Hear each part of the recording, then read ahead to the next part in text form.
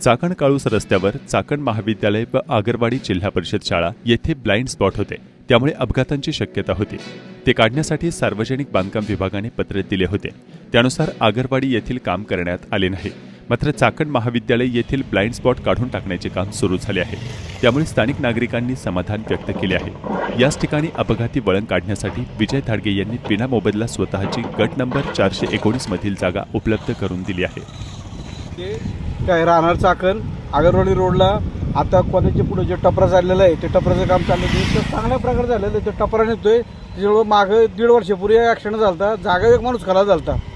पण ठीक आहे, देर आहे, दुरुस्त आहे, आता झालं ते चांगलं काम चाललेलं आहे। ते टपरा निघाल्यामुळं पुढच्या येणाऱ्या गाड्या कळतात आणि जे काय हानी होणार आहे किंवा जे ॲक्सिडेंट होणार आहे तो कमी होईल।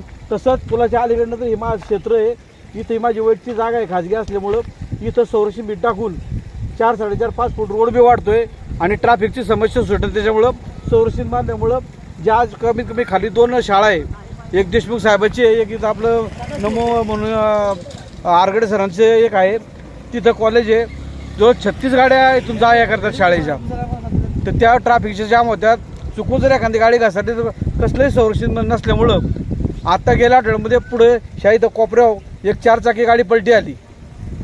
म्हणजे पुढं काय वेग न होण्यापेक्षा तुम्ही जर तुमच्या करत असेल तर चांगली गोष्ट आहे। नगर परिषदेला माझी विनंती आहे की लवकर की तेवढं ते करून घ्यावं म्हणून।